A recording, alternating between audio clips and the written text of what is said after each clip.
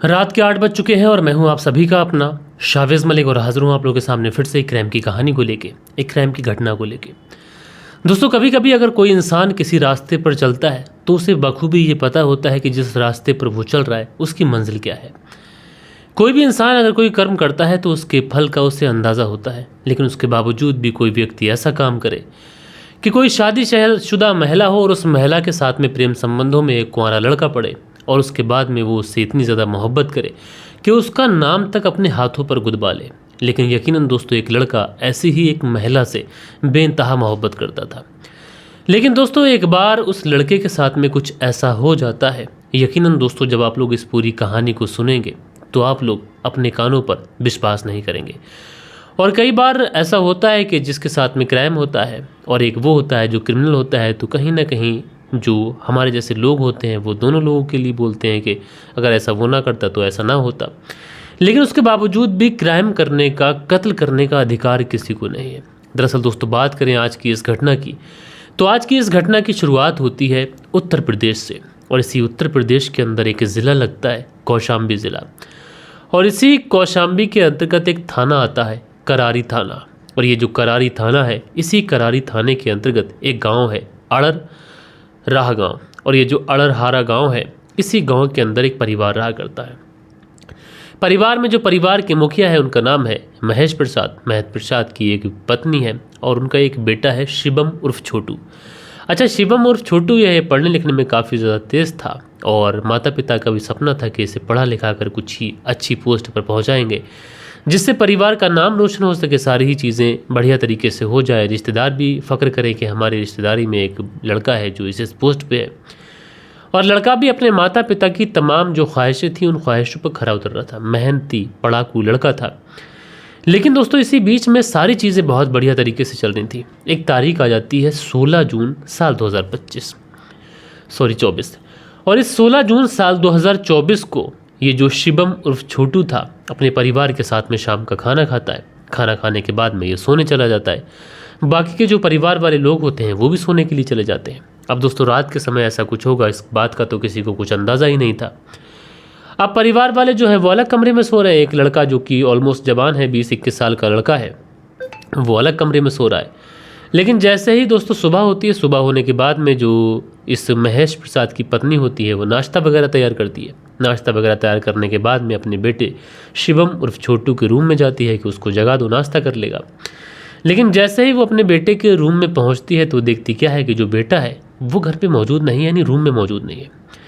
अब उसके बाद में ये जो महेश प्रसाद की पत्नी थी, महेश प्रसाद के पास में आती है। वो कहती है कि शिवम इधर आया था या फिर शिवम तुमसे कुछ कह कर गया है। तो जो पिता होते हैं महेश प्रसाद, वो कहते हैं कि नहीं, हो सकता है कि सुबह सुबह जल्दी उठ गए हो तो गांव में कहीं घूमने चला गया हो, इंतज़ार कर लेते हैं। उसके बाद में ये दोनों पति पत्नी थे, बेचारे नाश्ता भी कर लेते हैं। लेकिन जो शिवम था वो अभी तक लौट कर नहीं आया था। अब जो पिता थे वो शिवम का मोबाइल नंबर ट्राई करते हैं, लेकिन मोबाइल नंबर वो भी स्विच ऑफ। अब कहीं ना कहीं पिता की थोड़ी सी परेशानी बढ़ती है, इसलिए जो पिता थे अब अपने बेटे शिवम को ढूंढने के लिए गांव में निकलते हैं। तमाम उन मिलने वालों के पास में जहां पर शिवम जाया करता था, उठना बैठना था, उन लोगों से पूछताछ की जाती है। साथ के साथ में कुछ और लोगों से भी पूछताछ की जाती है और ये कहा जाता है कि शिवम को किसी ने देखा क्या। लेकिन जितने भी लोग होते हैं वो यही कहते हैं कि साहब, शिवम को तो हमने नहीं देखा। अब परिवार वाले परेशान हैं, बदहवास हैं, लेकिन परिवार वाले यहाँ पर ज़रा सा भी रिस्क नहीं लेते और सीधा पहुँच जाते हैं करारी पुलिस थाने में। करारी पुलिस थाने में पहुंचने के बाद में ये जो परिवार वाले होते हैं कहते हैं कि साहब, हमारा बेटा शिवम रात को हमारे साथ ही सोया था, लेकिन सुबह को जैसे ही हम लोग उठे, नाश्ता वगैरह बना और हमारी जो पत्नी है वो उसको उठाने के लिए गई अपने बेटे को, तो देखती क्या है जो बेटा शिवम है वो कमरे में मौजूद ही नहीं है। हमने सोचा कि आ जाएगा, हो सकता है गाँव में कहीं चला गया हो। उसके बाद में हमने गाँव में भी ढूंढने की कोशिश की, तमाम लोगों से पूछताछ कर ली, तमाम उस जगह पर जाके देख लिया जहाँ पर लोग खेलने वेलने जाते हैं, लेकिन साहब शिवम का कोई पता नहीं चल रहा है। अच्छा, हमें परेशानी इसलिए भी है कि शिवम का जो मोबाइल नंबर है वो भी स्विच ऑफ है। अब कहीं ना कहीं पुलिस जब इस तरीके का मामला सुनती है तो पुलिस भी मामले को दर्ज करती है। साथ के साथ जो महेश प्रसाद होते हैं, इनके पड़ोस में ही एक व्यक्ति रहता है रंजीत। और महेश प्रसाद कहते हैं कि साहब, ये जो रंजीत है इसी ने उसके बेटे को अगवा कर लिया है और इसी ने शायद उसकी हत्या कर दी है। अब घर परिवार वाले इतने कॉन्फिडेंस के साथ में ये सारी चीज़ें कर रहे हैं। लेकिन दोस्तों, 17 जून साल 2024 इसी दिन सुबह सुबह रिपोर्ट लिखाई गई थी। लेकिन दोस्तों, पुलिस की मेहनत कहें या फिर कुछ और या फिर किस्मत के इसी जो गांव है अड़रहड़ा गांव, इसी गांव से सिहोरी टोला प्लाजा एक जगह पड़ती है। यहाँ से 12 किलोमीटर दूर पर एक थाना पड़ता है, नवाबगंज थाना। और इसी नवाबगंज थाने के पास में से जो हाईवे निकलता है, उसी हाईवे की पुलिया के नीचे कुछ लोगों को अजीब तरीके का एक बोरा दिखाई पड़ता है। अच्छा, जब बोरा दिखाई पड़ता है तो उसके बाद में देखा जाता है कि इसमें क्या है। उसके बाद में पुलिस को इन्फॉर्म कर दी जाती है, नवाबगंज की पुलिस पहुंचती है। अब नवाबगंज की पुलिस पहुंचती है, वो जब उस बोरे को खुलवा के देखती क्या है तो उसमें एक डेड बॉडी होती है। अब लिहाजा पुलिस की उनसे सन्न आस पड़ोस के लोगों से पूछा जाता है कि कोई इसको जानता है क्या। अब दोस्तों जो दोनों थाने थे वो काफ़ी ज़्यादा नज़दीक थे, इसलिए करारी थाने में भी पता चल जाता है कि इस तरीके से नवाबगंज थाने में पुलिया के पास में एक डेड बॉडी मिली है, क्योंकि 12-14 किलोमीटर का फासला था। और इस तरीके से अगर गाँव में कहीं पर कुछ होता है तो खबर उड़ते उड़ते पहुँच ही जाती है। लिहाजा जब करारी थाने में ये बात पता चलती है तो करारी थाने की टीम भी पहुंचती है। वहां पर पहुंचने के बाद में इस महेश प्रसाद को भी बुलाया जाता है, क्योंकि इसका बेटा लापता था। अब महेश प्रसाद को बुलाने के बाद में इसको वो डेड बॉडी दिखाई जाती है। दोस्तों जैसे ही महेश प्रसाद उस डेड बॉडी को देखते हैं, ये दहाड़े मार मार कर रोने लग जाते हैं। और महेश प्रसाद कहते हैं कि साहब, ये जो डेड बॉडी है ये किसी और की नहीं है, बल्कि उनके ही बेटे की डेड बॉडी है। अब इस तरीके की बातें कहनी थी कि पुलिस जो थी उस डेड बॉडी को अपनी कस्टडी में लेती है, सीधा पोस्टमार्टम के लिए भेजती है। और जो घटना वाली जगह थी उसको बहुत ही बारीकी से सील करने के बाद में फॉरेंसिक टीमों को बुलाया जाता है। सारी जांच पड़ताल, सारे सैंपल्स कलेक्ट किए जाते हैं। और उसके बाद में इसके पिता जो था, ये लड़का जो था जिसका नाम शिवम उर्फ छोटू था, इसके जो पिता थे महेश प्रसाद, इनसे पूछताछ की जाती है। तो महेश प्रसाद तो ऑलरेडी जो पड़ोस में रहने वाला रंजीत है उसके ऊपर रिपोर्ट लिखा चुके थे। और दोस्तों पुलिस को यहाँ पर एक ऐसा क्लू इसलिए भी मिलता है, रंजीत के ऊपर शक इसलिए भी होता है क्योंकि ये जो लड़का था जिसका नाम शिवम उर्फ छोटू था, इसके ऊपर इसके हाथ के ऊपर एक नाम गोदा हुआ था। अब पुलिस वाले ये पूछते हैं कि ये किस महिला का नाम है, किस लड़की का नाम है। तो जो घर वाले होते हैं, बाकी के जो लोग होते हैं, ये कहते हैं कि ये जो रंजीत है ये इसी की पत्नी का नाम है। अब जैसे ही ये बात पुलिस को पता चलती है तो पुलिस जो थी वो एकदम से पुख्ता हो जाती है कि यहाँ पर रंजीत का कुछ ना कुछ हाथ ज़रूर हो सकता है।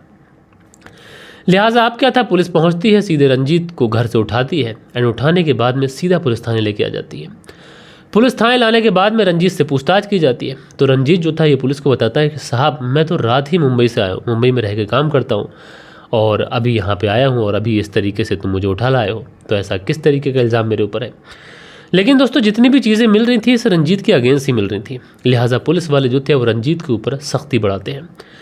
और जब रंजीत के ऊपर सख्ती बढ़ाते हैं तो रंजीत पुलिस के सामने ज़्यादा देर तक टिक नहीं पाता है, क्योंकि ये कोई पेशेवर कातिल, कोई पेशेवर मुजरिम तो था नहीं। इसलिए टूटता है। टूटने के बाद में जो कहानी सुनाता है उस कहानी के हिसाब से ये जो रंजीत था, चूँकि मेहनत मजदूरी का इसका काम था, तो मुंबई में रह के काम किया करता था। अब इसकी जो पत्नी थी ये गाँव में अकेले ही रहा करती थी। अब पत्नी अकेली रहा करती थी तो वहीं पड़ोस में ये शिवम भी रहा करता था। अब शिवम जब कहीं भी निकलता तो ये जो भाभी थी ये दरवाजे पे खड़ी मिल जाती, तो शिवम कभी कभी हंसी मजाक में इससे कुछ बातें कर लेता। धीरे धीरे ऐसा ही वक्त गुजरता रहता है। लेकिन दोस्तों ये जो महिला थी रंजीत की पत्नी, शायद ये भी शिवम के आने का इंतज़ार किया करती थी कि शिवम इधर से गुजरे तो मैं उसे देखूँ, क्योंकि शिवम भी देखने में बहुत ज़्यादा खूबसूरत था। अब दोस्तों उसके बाद में धीरे धीरे इन दोनों की नैन मटक्का ऐसे ही चलती रहती है, शिवम और इस रंजीत की पत्नी की। और उसके बाद में एक दिन इन दोनों की मोहब्बत का इजहार होता है। अब जब मोहब्बत का इजहार होता है तो उसके बाद में ये दोनों एक दूसरे से हामी भरते हैं और उसके बाद में ये जो सिलसिला था वो शुरू होता है। लेकिन दोस्तों एक बार ये सिलसिला शुरू होता है तो फिर उसके बाद रुकने का नाम नहीं लेता, क्योंकि जो रंजीत था ये मुंबई रहा करता था, इसकी जो पत्नी थी वो घर पर अकेली रहा करती थी। लिहाजा ऐसे में पत्नी के पास में पूरा मौका और पूरा चांस था कि वो अपने प्रेमी शिवम और छोटू से जब चाहे जब मिल सकती थी।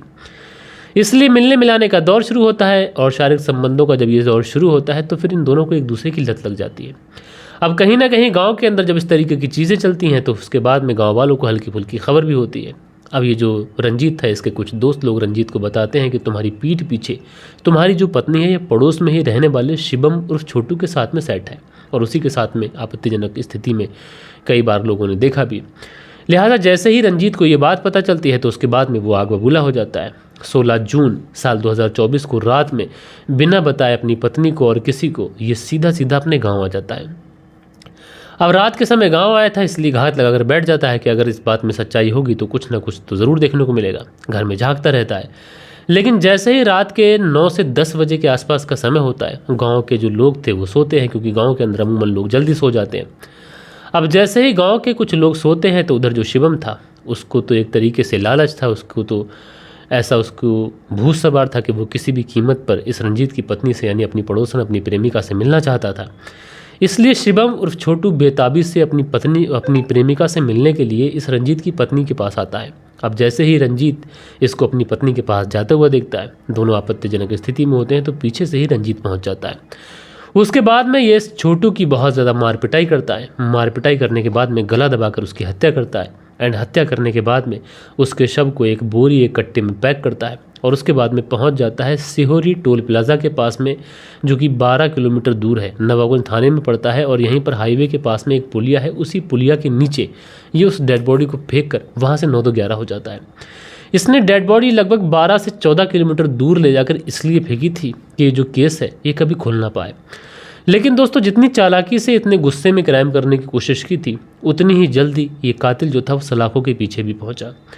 बहरहाल दोस्तों, आप लोग यहाँ पर बताइएगा कि शिवम उर्फ छोटू जिसका कत्ल हो गया, क्या उसकी भी कोई गलती थी या फिर रंजीत की ही सारी गलती थी, और रंजीत को क्या उसका कत्ल करना चाहिए था। सारी चीज़ें आप लोग कमेंट्स में हमारे साथ में अपना मशवरा, अपनी राय, अपना ओपिनियन ज़रूर रखिएगा। बाकी दोस्तों, मिलते हैं कल के दिन, लेकिन उससे पहले आप लोग के जो कुछ कमेंट्स हैं, वक्त होता है कि आप लोग के कमेंट्स पढ़ लिए जाएं। सो दोस्तों, कल के दिन जो कमेंट्स हैं, धीरज सिंह जी लिखते हैं, जय श्री राम भैया जी, स्टोरी अच्छी लगी है, बेस्ट संबंध हमेशा परिवारों को खत्म करते हैं, शुक्रिया मेरे भाई। मोहम्मद रियाज हैं लिखते हैं, नाइस स्टोरी सर जी, शुक्रिया मेरे भाई। दिनेश कुमार लिखते हैं, भाई जी आप बहुत बढ़िया कहानी सुनाते हैं, तो दिनेश कुमार जी शुक्रिया। खान अकील हैं लिखते हैं, अस्सलाम वालेकुम शाहिद भाई, नाइस स्टोरी, तो खान अकील जी मेरे भाई शुक्रिया आपका। दिनेश कुमार जी कमेंट्स करते हैं, मंसूरी भाईजान अपना कमेंट्स करते हैं, सचिन चौधरी जी कमेंट्स करते हैं, मंसूरी भाईजान लिखते हैं, भाई जी हम आपको सऊदी अरब से सुनते हैं, शुक्रिया मेरे भाई। दिनेश कुमार लिखते हैं, क्या अंदाज़ है आपका कहानी सुनाने का, शुक्रिया। दिनेश कुमार। सुरेंद्र शर्मा लिखते हैं, नमस्कार मलिक भाई साहब, नाइस स्टोरी। सुरेंद्र कुमार श्री विजयनगर राजस्थान से सुनते हैं, बहुत बहुत शुक्रिया। मनदीप वर्मा की पत्नी प्रादीप वर्मा जलंधर पंजाब से सुनती हैं, शुक्रिया। और मंसूरी भाईजान साहिल जी कमेंट्स करते हैं, अंसारी सुहेल जी कमेंट्स करते हैं, राधे श्याम शर्मा लिखते हैं, सिरसी जयपुर से सुनते हैं, पुलिस चाहे जटिल मुद्दों को सुलझा लेती है, शुक्रिया आपका। सुल्तागी हैं, शहनापुर शहर से कहानी सुनते हैं, शुक्रिया। मीना जी हैं लिखते हैं, नमस्ते कैसे हैं आप, तो मीना जी मैं ठीक हूँ, आप बताएं कैसे हैं। मोहम्मद इमरान है लिखते हैं, मोहम्मद इमरान फतेहपुर से कहानी सुनते हैं। दीपक सिंह है लिखते हैं, दीपक भाई ज़िला बुलंदशहर 13 से कहानी सुनते हैं, शुक्रिया भाई। मेरा हरियाणा है लिखते हैं, भाई दुख होता है कि आपको और आपकी सारी वीडियो को देख के आपकी जो मेहनत है उसके अकॉर्डिंगली हम लोग देखें तो लाइक और व्यूज़ काफ़ी कम रहते हैं। नरेश राजपूत सिरसा घोघरा से सुनते हैं, तो क्या ही किया जाए, हमारे हाथ में कुछ है नहीं, बस आप लोग ही कर सकते हैं कि ज़्यादा से ज़्यादा कमेंट्स और ज़्यादा से ज़्यादा लाइक करने की कोशिश करें। दिनेश कुमार जी अपना प्यारा सा कमेंट्स करते हैं, शुक्रिया। सो दोस्तों, ये कुछ प्यारे प्यारे कमेंट्स थे जो कल के दिन आप लोगों ने किए थे। आशा करता हूँ कि आज की जो कहानी है ये आप लोग को ज़रूर से ज़रूर पसंद आई होगी। कहानी पसंद आई हो तो एक लाइक करिएगा और दोस्तों और मित्रों के साथ में ज़रूर से ज़रूर शेयर करिएगा। बाकी दोस्तों, मिलते हैं कल के दिन किसी और स्टोरी के साथ में। जब तक के लिए अपना ख्याल रखें, देश का ख्याल रखें, परिवार के रिश्तों की अहमियत को समझें। जय हिंद, जय भारत।